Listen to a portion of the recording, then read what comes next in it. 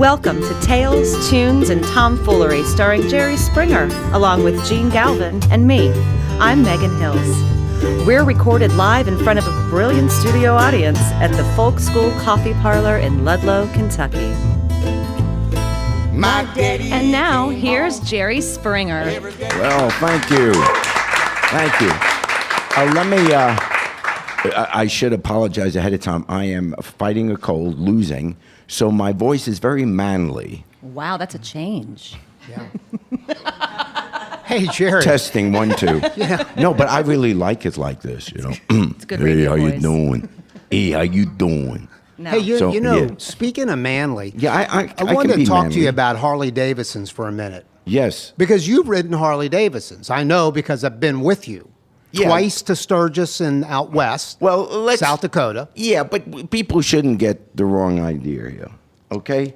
So this all started, you want to talk about how we all got bikes. Okay, you, in fairness, were the only one that actually rode a motorcycle.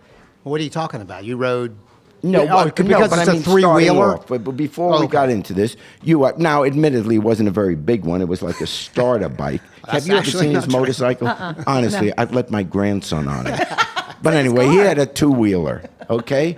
So he had a Gene had a motorcycle, that's true. So our friend was having his 60th birthday, so we got him a trike. A Harley Davidson show bike is beautiful, by the way. But it was red, and it looked a little unmanly. But anyway, we got it for him because he never was on a bike, and I wasn't either. And at this age, you don't start trying to get balance.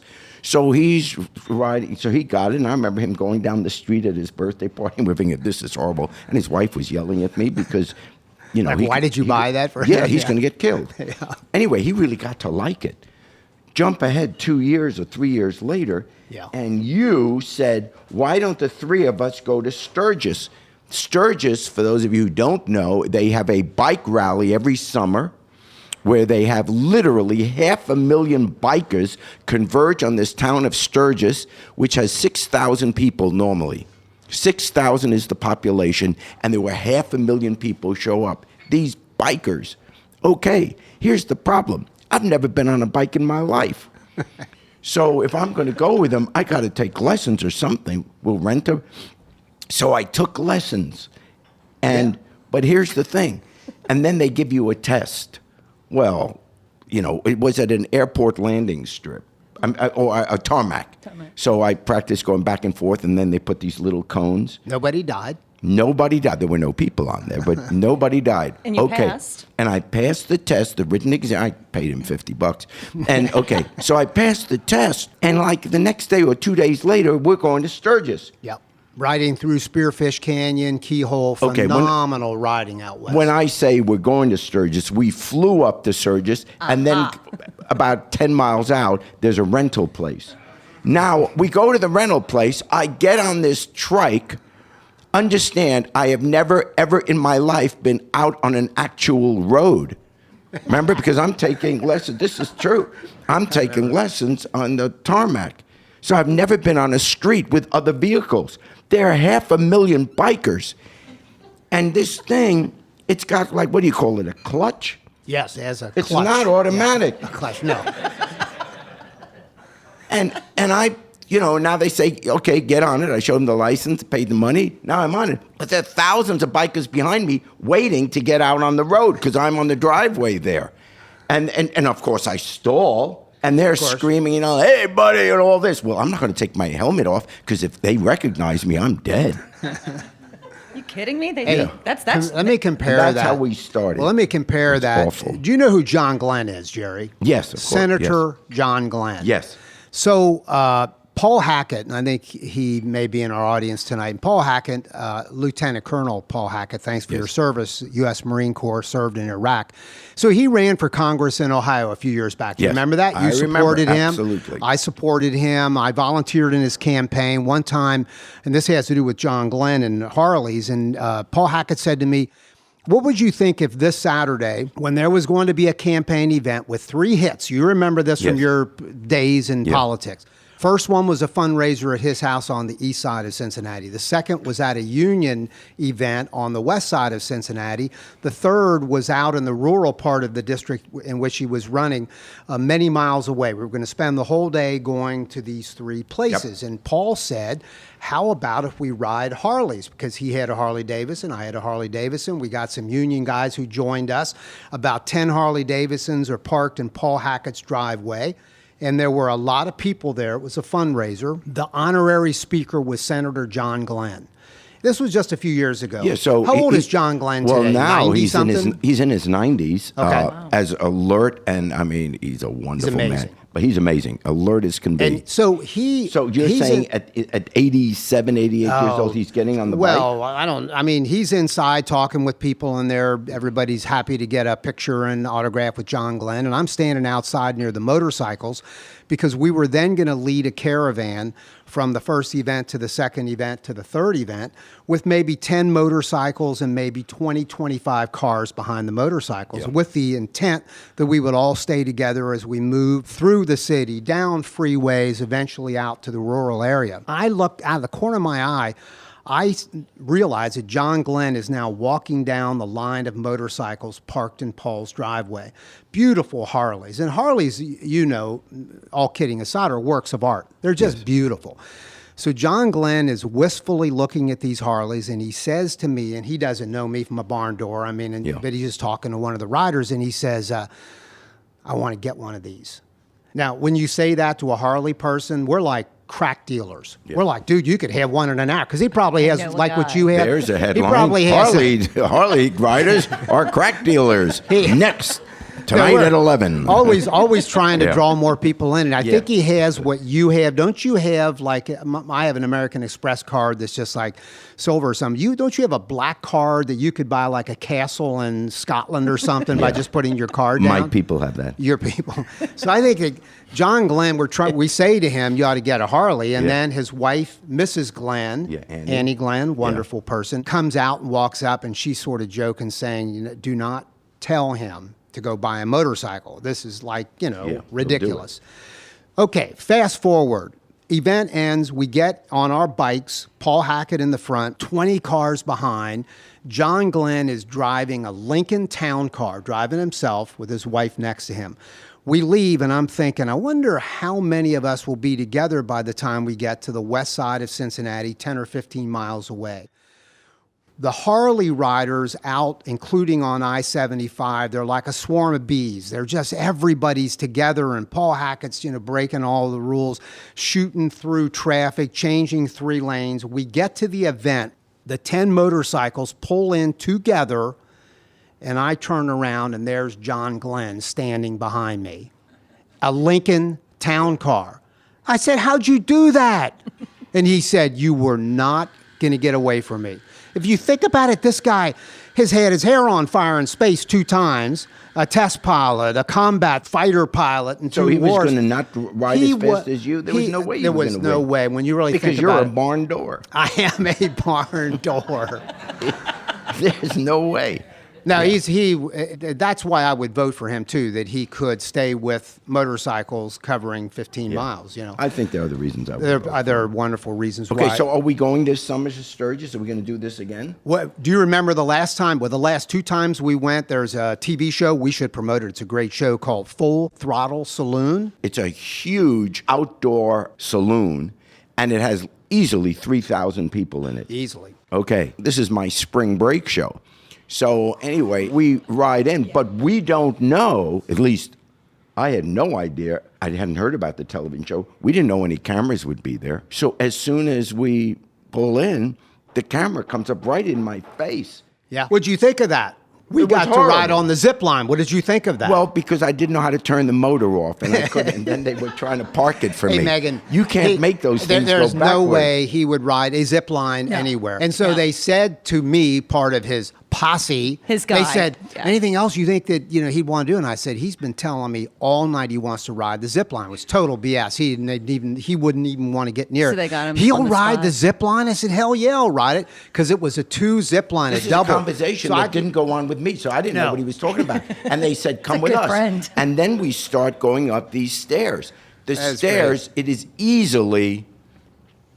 Oh, it's easily A million feet off the ground. 100 at least. feet. It's certainly 100 feet off The the highest ground. zip line Oh, it's ever at least created. 100 feet up. It's way up. It's From the saloon? Over in a field. It's an Oh, outdoor huge. saloon, and the Outdoor. thing is at least 100 feet up, 10 At stories least. high. Yeah. And I'm worried about heights. It still didn't dawn on me, why are we going up these steps? Because if it I'm was going to fun. speak to the crowd, why not from the stage? Suddenly, I see Hey, that- hold on. You know what I told him? I said, you got to get the harness on him fast because he will like chicken out. He doesn't really want to do this. So I was like, oh, yeah, let's get the harness on But him. once you get up there, you can't, there's no way down. And there are 3,000 people starting to chant. Jerry. And now the cameras are rolling, and you can't cry on television. Again. You know, not during sweeps. It looks horrible. Hey, when that was over, was that fun? That was a blast. My in your pants gut. were wet. What do you mean? What is fun about that? I was holding you on. wouldn't do it again? Oh, someone had a video of it. It went on YouTube. And I am holding on. There was nothing cool about it. I look like an old man, which I was, grasping on for dear life in the fetal position as the thing. That's great. Going But over a bunch you of have to bikers. stretch out your legs when you get to the other side, or you go right back down in the middle again. Hey, Megan, this was the greatest part. So they I have was two zip screaming. lines side by side. Screaming. They both go to the same thing on the other side. And so he took off, and all the guys who are receiving the traveler are all worried about him because he's like this old man Brittle, looking yeah. like he's wetting his pants. And they paid no attention to me. It was horrible. And I came in, as they say, hot, Yeah. like really fast. Oh, yeah. And I'm going across, and I'm thinking, I think I'm going to run into his ass when I get to This the is other not gonna side. end well at all. And just at the last minute, they turned and they stopped me, or we were. Well, I mean, nothing was going to happen other than this. They didn't have pile to up get on you with the other hooks. side. Yeah. No. I had to. Yeah, that It was a lot of fun. Yeah, so maybe we won't do that this year. Yeah, we should do that too. Hey, do you see who's sitting here with us, an old friend of yours and mine, who is the chairman of, I think, the Democratic Party in the state that's the most important in America? And it's Ohio, by Yeah. the way. Let's say hello to David Pepper. David was also a local office holder in Cincinnati and Hamilton County and was a great candidate for Attorney General, but you know, he ran into the tsunami of the last election where the entire Democratic slate, you know, he did better than anyone else, but the entire Democratic slate was unsuccessful in Ohio, unlike, you know, the years that Obama runs, but in the off-year elections, it's really been tough for the Democrats. And so, but immediately it became the clear choice to be the chairman of the Democratic Party in Ohio. So, boy, you all of a sudden are center stage, because when you look at the map for 2016, let's be honest, it's down to Ohio and Florida. Right. And so let me ask you, first of all, what happened in terms of 2014? 2014 was the lowest voter turnout in 70 years. And when you see 1942 was was the worst since. Wow. And as I say to people, they had a pretty good excuse in 1942. We didn't have an excuse. And when voter turnout falls that far, we know that most of the people who are not showing up are the ones who likely would have voted for Democrats. And So why had- do you think that was? Well, I'll bigger picture. I honestly think it's a whole lot of people deciding that politics these days is not relevant to their lives. It's bigger than just we didn't make enough phone calls, Yeah. a few tactical mistakes. It wasn't just because one candidate had a bad election, which one did. This is deeper. It's people are deciding, and this is the challenge of rebuilding our party, is to be the party that makes politics relevant again. People are basically saying, we hear all the sides. We don't believe any of them anymore. And everything they're talking about doesn't really relate to us, and they're not going to do it anyway. So I think the challenge is, and really the opportunity, is although last November was bad for Democrats, I'd say it was bad for everybody. You hear John Kasich spent millions of dollars basically taking credit for the Obama recovery. Yeah. And even then, he spent millions. He had no opponent in the end. And he still saw the lowest voter turnout in 70 years. So it's not as if people were that excited about his message either. So for me, last November was horrible for politics. Right. But it also, since neither side, I think, is really getting the job done, that's the opportunity, is to rebuild the party so that we're the ones who show people, hey, voting, not just when the president's at stake, but every year, if we can do our job of showing that it really makes a difference in your life, then all of a sudden we're the party that starts succeeding, not just every 4 years, but every single year. With the emergence of the social media over the last 15 years, can parties ever again become that relevant? The reason being, as much as I love President Obama, let's be honest, he won because he went outside the basic party organization back in 2008, raised money independently, organized independently. Even in 2012, his incredible election day turnout operation was, again, his own independently. So on more and more politicians just going out on their own and saying, we don't need an institution, we're going to use social media. I would say I don't think many can do that. It does take a lot of money. What a good party needs to do is learn from his model. He organized block to block. People had accountability and expectation. They were going to organize their neighborhood, and they would have a house party. That's what OFA did. Yeah. Why did he do that? Because political parties have stopped doing that. Yeah. And I think the more we as a party say, hey, look what Obama's president for a lot of reasons. He's a heck of a speaker and all this other good stuff. But he also knew how to organize at the grassroots level. Parties have forgotten how to do that. And one of the things we're trying to do for 16, but also even more importantly for 18, when we don't have the excitement of a presidential campaign, is to reorganize the party so we have precinct executives and ward chairs who actually do the same kind of organizing that folks did in OFA. So I think we need to learn from his model of getting people involved at the grassroots level. That's an excellent idea, and I hope, I trust your ability to get something like that done. What's going to happen now with Hillary? Maybe I should ask you, first of all, Ohio would seem to be certainly within the Democratic Party, it should be a no-brainer. Ohio is for Hillary. Right. And now you have Ted Strickland, who was the governor of Ohio, now running for the Senate. Also, but he has some competition, I guess, certainly from the Cincinnati community, with P.G. Sittenfeld.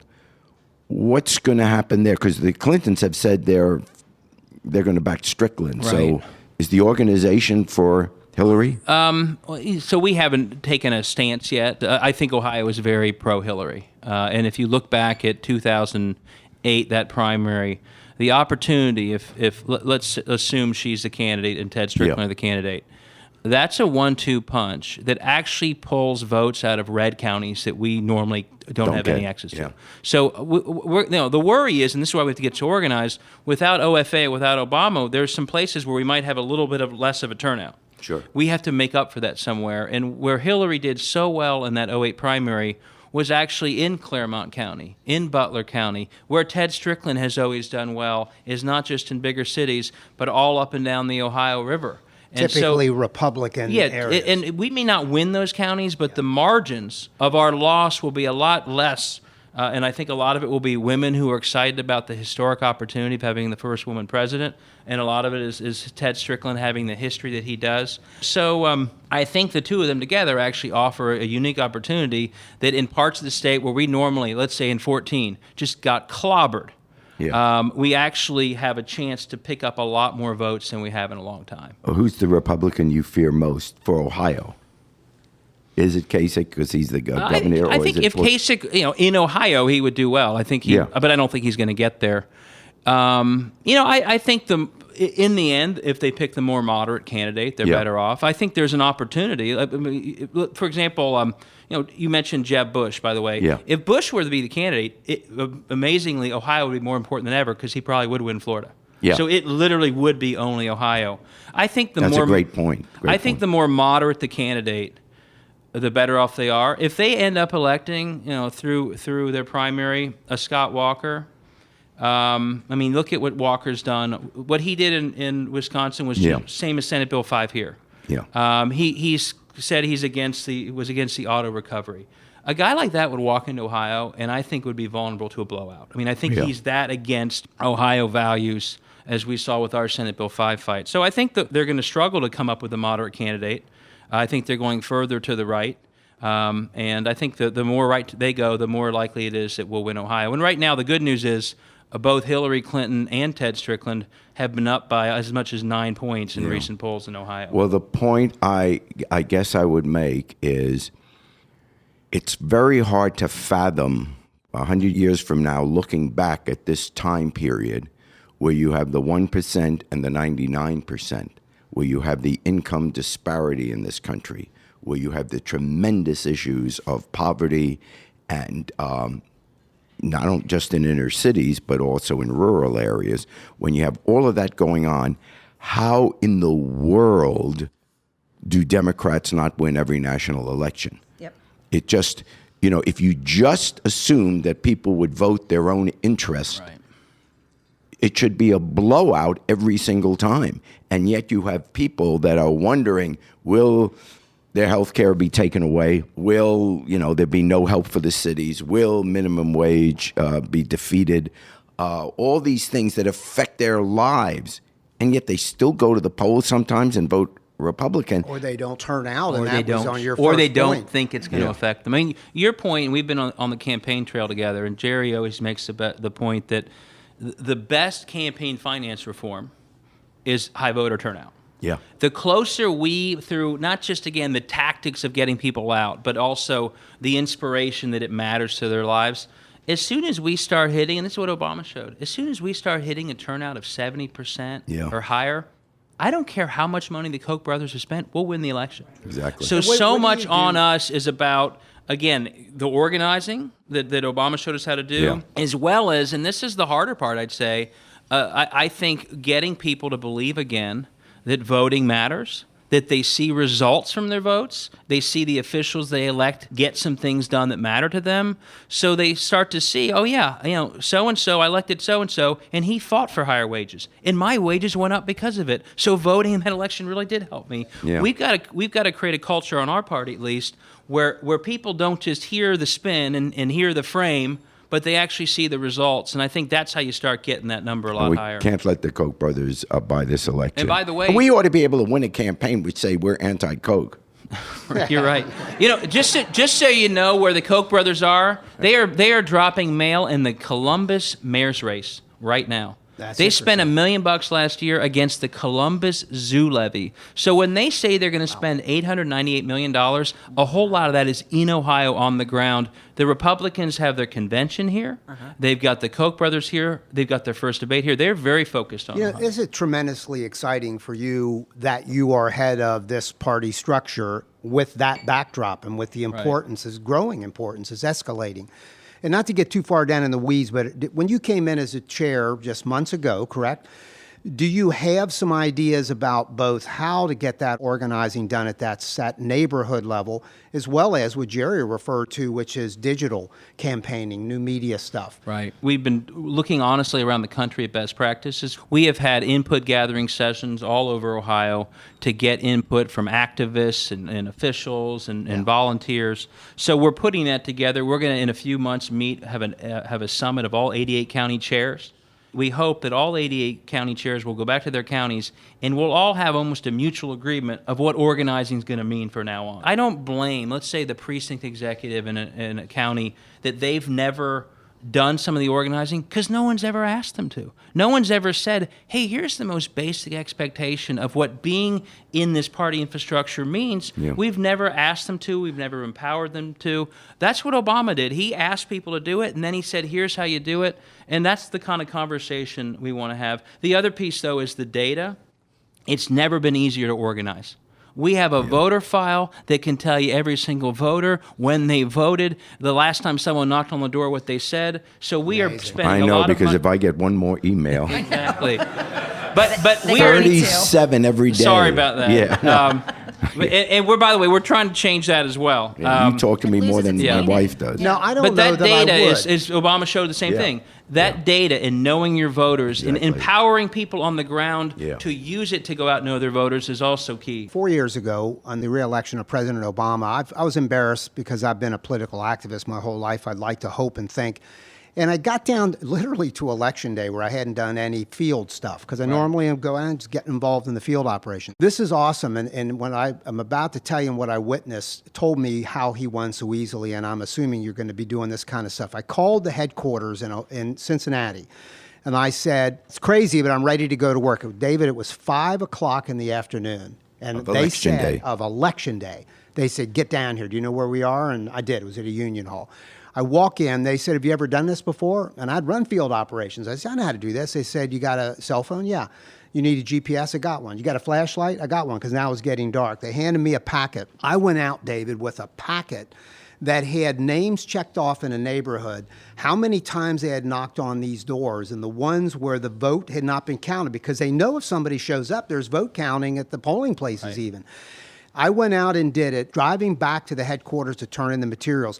I saw an army of college kids walking urban streets, white kids and black kids carrying the same materials. I called you up and said, we're going to win tonight. We're going to win big.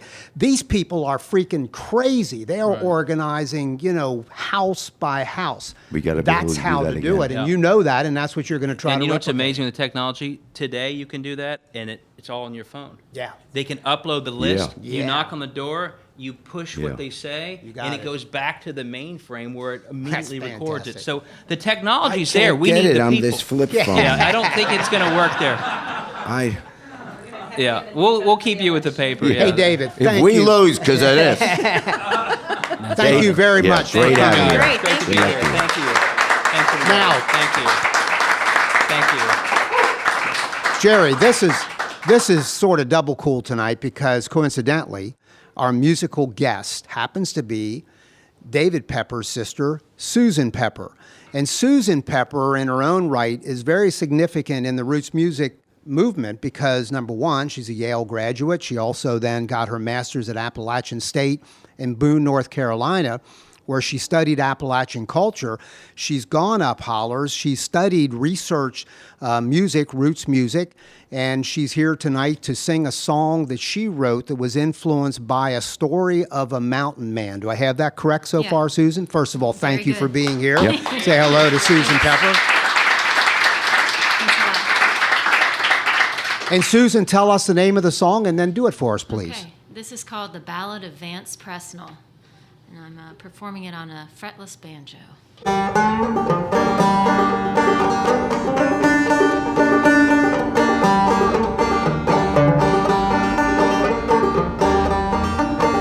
13 holes is in my casket that I built with my brother Ed. They'll lay a flower in every hole, there'll be no questions when I'm dead. I don't know how I'll go, but I know just what I'll wear. A bow tie with paisley blue, sequins fit for the news. It's all on me, it's all on you. I was once like you will soon be like me.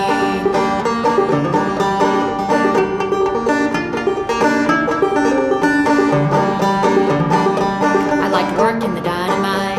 I'd work all day and straight all night. I'd take $1 a day to feel the mighty power and weight. But my life's in the boxwood trees on a mountain where the wind blows free, and boxwoods line my grave to show the world how I was saved. It's all on me, it's all on you. I was once like you will soon be like me.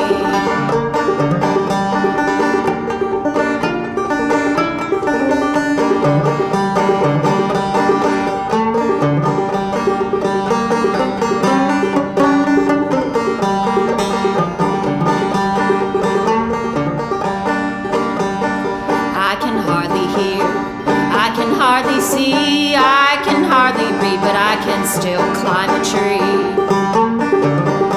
I'm not ready to leave this world, nor to cross to another shore. I'm a pilgrim in this land, traveling on with cane in hand.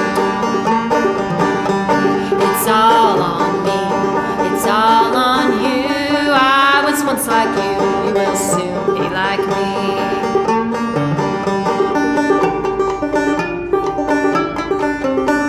It's all on me. It's all on me.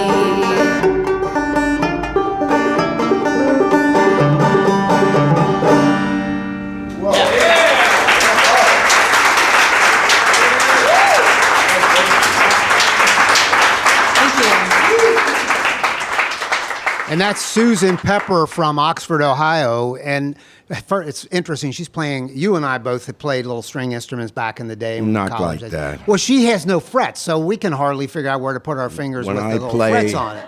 When I play, a lot of people fret. Yeah. So we don't need. Yeah. Susan, what's the story behind that song? Who was the fellow that was an inspiration for that? Somebody that you met? Actually, when I was visiting back in the mountains several years ago, I came across an article at a friend's house, and it was their friend. This was a man born in the 1910s, somewhere around there. His name was Vance Presnell. He worked growing boxwoods and plants. But in this article, there's a picture of him, and he's in a homemade casket that he built himself, standing there with a cane, with a bow tie, and a white blousey kind of shirt. So he was preparing for his death, and they did this article about his life and these arrangements he had made. Interesting. And it caught my attention. And also his epitaph was, "It's all on me. I was once just like you. You will soon be just like me." It's kind of a message. It's a good song. I better get working. I've made no preparations. And Susan, you'll be performing this summer because you perform with a number of groups and sometimes solo. Tell us a little bit about where you might be heard down the line. At the end of July, I'll be at Art Song with Jericho Old Time Band at the Art Museum, and we're going to be at the Ohio State Fair in early that's August, huge. That's which great. is exciting. Yeah, good for you. Your brother didn't know. He's just going, really? Yeah. How often you guys talk? Nice going. Yeah. That's great. Hey, could you take us out on the old standard Irene Goodnight? And you can pick the key. She's switching to another banjo. This one has frets. Can you sing tonight, Jerry? I'm going to try, but yes, I'll sing. If you can play a low octave, yeah. You've been listening to Tales, Tunes, and Tomfoolery, sponsored by the Folk School Coffee Parlor in Ludlow, Kentucky. Thanks to Patrick Kennedy for writing our opening song, and to you for listening. Hope to see you all again real soon. Back on me, I'll take morphine.